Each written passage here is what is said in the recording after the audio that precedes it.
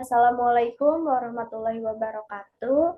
Sebelumnya izin memperkenalkan diri, saya Nihikmah Maharani dengan NPM 21140710029. Pada kesempatan kali ini, saya akan membahas tentang sistem transmisi manual yang ada pada motor dan mobil.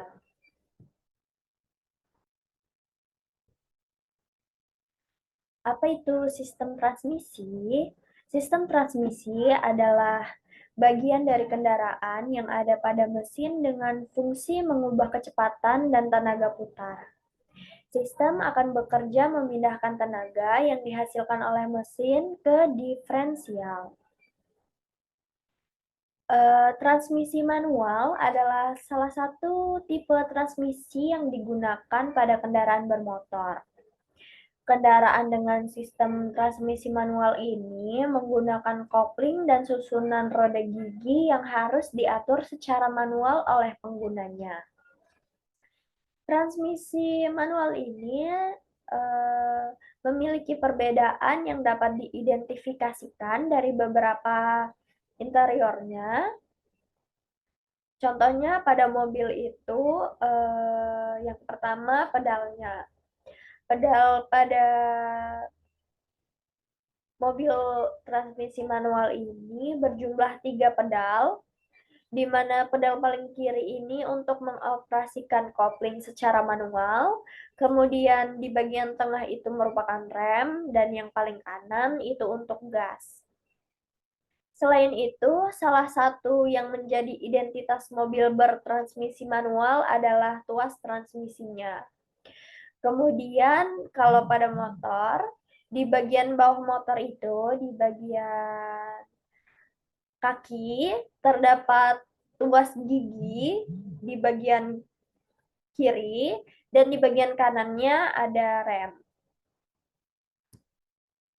Kemudian yang pertama, prinsip kerja transmisi manual pada mobil. Pada sebuah mobil bertransmisi manual, perpindahan percepatan atau gigi dapat dilakukan oleh pengemudi secara manual melalui persneling. Pengemudi perlu memainkan pedal gas, kopling, dan tuas transmisi secara baik sesuai dengan kebutuhan putaran mesin. Transmisi manual bekerja pada prinsip yang sederhana dengan menggunakan rasio roda gigi. Sebuah perbedaan output kecepatan dapat dilakukan dengan mengubah rasio roda gigi pada sistem transmisinya.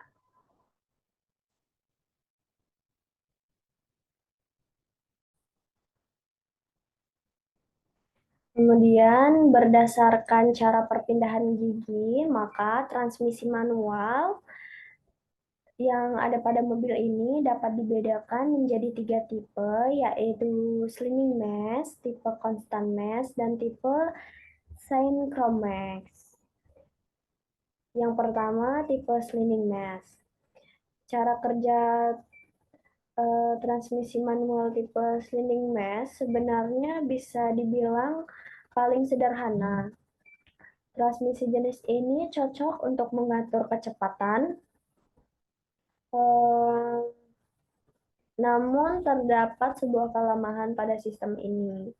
Transmisi ini itu cukup rumit untuk menggeser dari satu gear dan menghubungkannya ke gear yang lainnya. Kemudian sebuah teknologi yang disebut dengan double clutching itu dapat digunakan untuk memperhalus perpindahan roda gigi, tetapi pengemudi butuh kemampuan yang baik untuk menggunakan double coupling secara efektif. Kemudian yang kedua itu tipe constant mesh. Tipe constant mesh adalah jenis transmisi manual yang cara kerja dalam pemindahan giginya memerlukan bantuan kopling geser agar terjadi perpindahan tenaga dari poros input ke poros output. Transmisi jenis constant mesh antara roda gigi input dan outputnya selalu berkaitan dengan roda gigi output Kemudian tidak satu poros dengan poros output transmisi. Yang tipe ketiga, tipe synchronous. Cara kerja transmisi tipe ini identik dengan sebuah perbedaan besar di mana gear output terhubung dengan poros output secara longgar. Terdapat celah antara gear output dengan poros. Jika kita hanya menghubungkan satu roda gigi dengan poros pada suatu waktu, maka poros akan memiliki kecepatan putar yang terhubung dengan roda gigi. Kemudian prinsip kerja eh, transmisi manual pada motor. Nah, ini ada 3 posisi gigi, yaitu posisi netral, kemudian pada saat penambahan gigi, dan saat penurunan. Nah, pada saat posisi netral ini, kedua Stepford akan berada pada jalur tengah, sehingga Stepford tidak condong ke kanan dan ke kiri, ataupun dengan kata lain tidak ada roda gigi yang berhubungan sehingga putaran mesin tidak mampu diteruskan ke roda. Jadi pada saat posisi netral ini, walaupun motor digas itu nggak bisa jalan. Kemudian yang kedua pada saat penambahan gigi.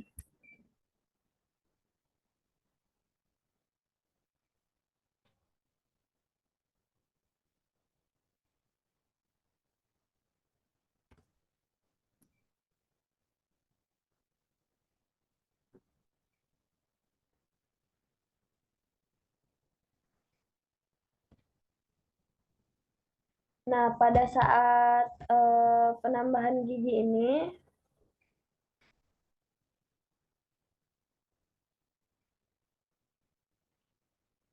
jadi kan di kaki itu ada tuas gigi, yang di bagian depan tuasnya ini untuk menambahkan gigi, sedangkan yang di belakang ini untuk mengurangi. Terus saat tuas gigi itu diinjak, maka tuas tersebut akan menggerakkan sektor arms dan overship sektor, sehingga kedua lengan ini akan bergerak ke atas.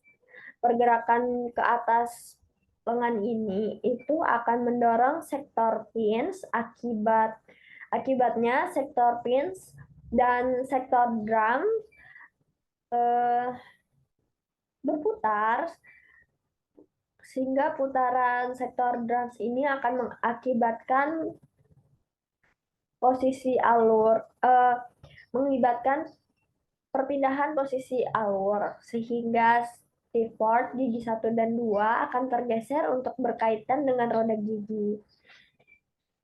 Saat kita melepaskan injakan atau ketika tuas gigi kembali ke posisi semula, sektor arms dan overship arms juga akan kembali turun.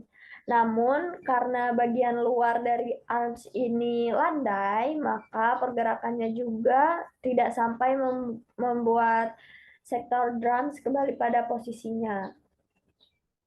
Di pangkal sektor seat juga terdapat rektun spring, sehingga lengan ini bisa mengembang ketika kembali dari posisi awal ke posisi semula. Kemudian yang ketiga pada saat penurunan gigi. Ketika kita ungkit tuas transmisinya, maka sektor arms dan overship arms tidak bergerak ke atas, melainkan bergerak ke bawah. Sehingga bagian atas sektor arms akan mendorong sektor pin ke bawah, sehingga sektor drum berputar ke arah bawah dan roda gigi kembali ke posisi semulanya. Mekanisme itu bisa kita temui pada motor-motor bebek yang umumnya memiliki gearbox 4 percepatan. Kemudian pada motor Dengan 5 percepatan biasanya dari netral kita bisa langsung ke gigi 2 tanpa harus ke gigi 1. Kemudian komponen-komponennya. Pada motor itu dibagi menjadi 2, yang pertama itu bagian gearbox, dan yang kedua bagian mekanisme pemindahan gigi. Yang bagian gearbox ini yang pertama ada poros input atau input staff, di mana poros input ini adalah sebuah batang besi berbentuk silinder yang terletak pada poros kopling motor. Fungsi dari poros input ini adalah untuk menangkap putaran dari kopling untuk disalurkan ke gear set di dalam transmisi. Yang kedua, input gear atau input gear. Ya, input gear ini adalah roda gigi yang terletak dan menempel pada poros input. Fungsinya sebagai drive gear atau gigi pemutar yang menggerakkan roda gigi counter. Input gear ini umumnya memiliki bentuk yang lebih kecil dari counter gear agar proses perbandingan giginya bisa lebih besar. Kemudian yang ketiga, output staff. Poros output in, poros output ini adalah batang besi berbentuk silinder yang terletak di bagian belakang poros input. Meskipun ini terletak di belakang poros input gear, namun poros ini tidak terpaut dengan poros input, sehingga kecepatan putar poros input tidak mempengaruhi kecepatan putar poros output ini. Di sepanjang poros output inilah roda gigi pengubah mode diletakkan. Kemudian yang ketiga ada output gear. Sama halnya dengan input gear, output gear ini juga berperan sebagai drive, berperan sebagai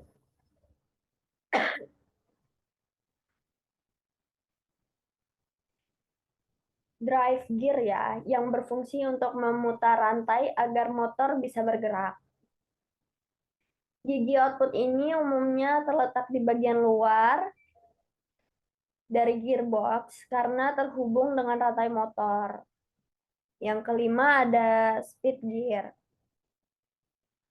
Speed gear adalah gigi independen yang terletak di sepanjang output gear. Mengapa dikatakan independen? Karena roda gigi ini itu tidak terpaut dengan poros output, sehingga memiliki sehingga meski speed gear berputar, poros output tidak akan berputar. Namun speed gear ini selalu terpaut dengan roda gigi,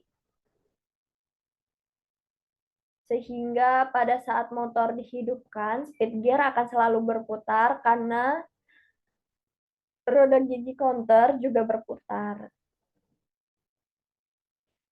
Di salah satu sisi speed gear ini terdapat nut yang bisa terhubung dengan silinder gear. Ketika silinder gear bergerak menempel dengan speed gear.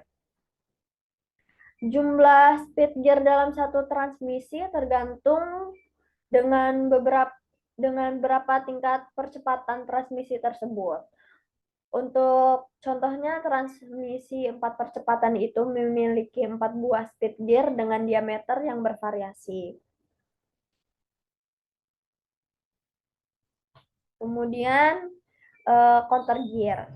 Counter gear ini adalah roda gigi yang berperan sebagai distributor karena fungsi dari counter gear yakni untuk menyalurkan putaran dari input gear ke masing-masing speed gear. Jumlah roda gigi pada counter gear juga tergantung pada jumlah speed gear. Kemudian yang ketujuh, sliding gear. Yang terakhir ya. Berbeda dengan speed gear, sliding gear ini merupakan roda gigi yang terpaut dengan poros output, sehingga besar kecilnya RPM sliding gear ini juga sama dengan RPM output gear. Dinamakan sliding gear karena roda gigi ini dapat bergeser. Pergeseran roda gigi pada sliding gear ini dimaksudkan agar roda gigi ini dapat terpaut dengan salah satu speed gear. Lokasi dari sliding gear ini terletak antara dua speed gear. Kemudian roda gigi ini berperan untuk memiliki percepatan transmisi. Jadi saat kondisi netral, sliding gear terletak di tengah sehingga kita injak kemudian saat kita injak tuas transmisi, maka sliding gear akan bergerak ke kanan atau ke kiri dan menempel pada speed gear sehingga putaran dari input staff dapat terhubung ke output staff. Kemudian di bagian yang kedua, yaitu bagian mekanisme perpindahan gigi, yang pertama itu ada tuas transmisi. Tuas transmisi ini berfungsi sebagai input yang digunakan pengendara motor untuk mengatur kecepatan transmisinya. Tuas transmisi pada motor umumnya berbentuk sangat simpel karena hanya bergerak naik dan turun. Kemudian yang kedua ada selector arms. Selector arms ini adalah lengan yang terletak setelah tuas transmisi. Lengan ini akan bergerak setelah Anda menekan atau mengungkit tuas transmisi. Bentuk dari arms ini memiliki dua pengait yang terletak di bagian atas dan bawah. Fungsi pengait ini itu untuk menggerakkan sektor drums. Kemudian ada over stiff arms. Lengan ini itu terletak berseberangan dengan sektor arms. Fungsinya untuk mencegah agar putaran sektor drums tidak berlebihan. Operative arms juga terhubung dengan tuas transmisi, sehingga ketika Anda menekan tuas transmisi, maka dua lengan ini sama-sama bergerak ke atas. Kemudian yang keempat ada arms return springs. Seusai menekan tuas transmisi, maka tuas akan kembali ke posisi semula. Begitu pula dengan sektor arms dan overseat arms. Dua komponen ini akan kembali ke posisinya. Agar tidak terjadi pembalikan putaran sektor drum, maka dua lengan ini memiliki kemampuan retrain atau mengembang. Bentuk luar arms yang landai membuat lengan ini mengembang secara otomatis saat bergerak kembali. Dan arms return springs ini berfungsi untuk mengembalikan posisi lengan saat mengembang.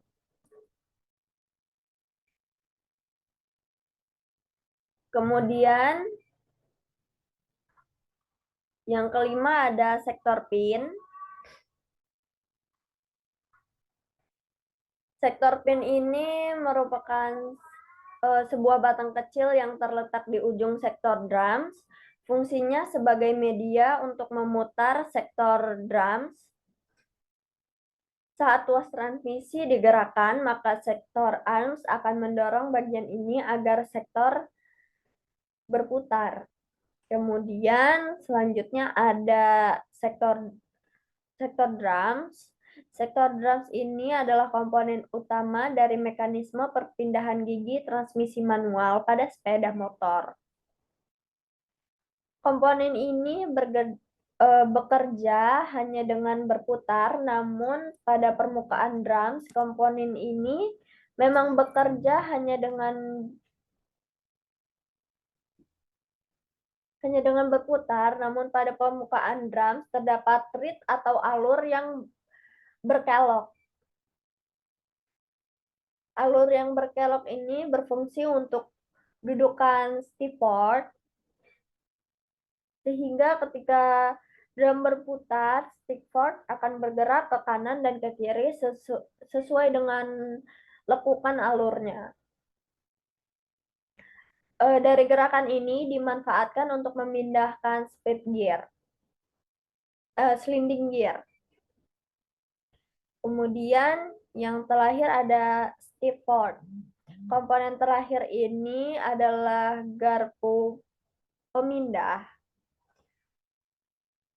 Fungsinya ini untuk memindahkan posisi sliding gear agar bisa terkait dengan salah satu speed gear. Kemudian dalam satu unit transmisi manual bisa terdapat 3 buah Stepford untuk transmisi 5 percepatan dan 2 buah Stepford untuk transmisi 4 percepatan. Ya, selanjutnya komponen transmisi manual pada mobil. Yang pertama itu ada poros input transmisi, di mana poros input transmisi ini yang bekerja sama dengan kopling dan berfungsi untuk memutar gigi pada gearbox. Kemudian yang kedua itu ada gigi transmisi. Gigi transmisi ini berfungsi sebagai pengubah input tenaga yang dihasilkan mesin menjadi output gaya torsi. Pengubah gigi transmisi disesuaikan dengan apa yang dibutuhkan oleh kendaraan. Kemudian yang ketiga ada gigi penyesuaian. Gigi penyesuaian ini berfungsi untuk memindahkan gigi pada saat mobil sedang bekerja. Jadi pengendara tetap bisa memindahkan gigi dengan aman meskipun mobil dalam keadaan berjalan. Kemudian yang keempat garpu pemindah atau Stepford. Garpu pemindah ini berfungsi untuk memindahkan gigi pada porosnya sehingga gigi akan lebih mudah untuk dipasang atau bahkan dipindahkan. Kemudian yang kelima, tuas penghubung. Sesuai namanya, komponen ini berfungsi sebagai penghubung atau tuas porseling dengan Stepford atau sering disebut dengan garpu pemindah. Kemudian ada tuas transmisi atau tuas pemindah porselin.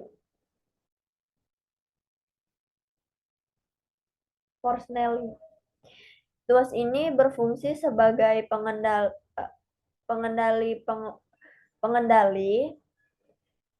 agar pengemudi bisa melakukan pemindahan gigi transmisi sesuai dengan kondisi mengemudi yang mereka inginkan. Komponen ini biasanya terletak berdekatan dengan tempat pengemudi. Kemudian yang selanjutnya ada bak transmisi. Bak transmisi ini berfungsi sebagai dudukan bearing beserta dengan poros-porosnya dan sebagai wadah untuk menyimpan oli transmisi pada mobil.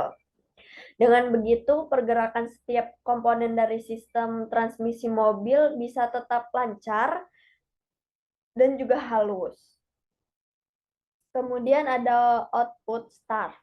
Output start ini merupakan poros yang memiliki fungsi mentransfer torsi yang berasal dari sistem transmisi ke gigi akhir. Selain itu, komponen ini juga bisa digunakan sebagai dudukan persneling pada sebuah mobil. Kemudian bantalan atau bearing.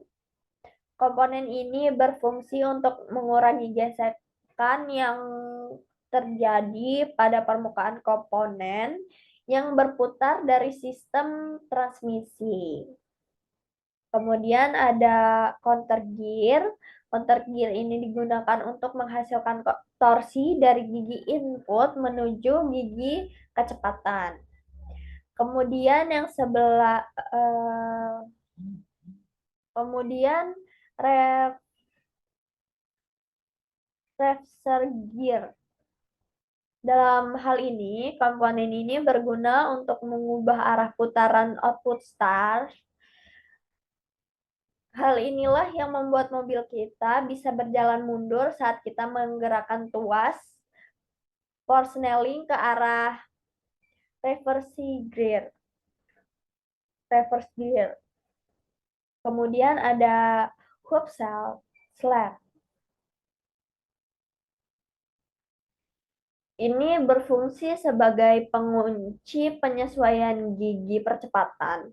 Dengan adanya komponen ini, maka dapat membuat output start menjadi bisa berputar dan juga berhenti. Kemudian yang terakhir ada speedometer gear. Dengan adanya speedometer gear ini membuat kecepatan dari mobil itu dapat terukur.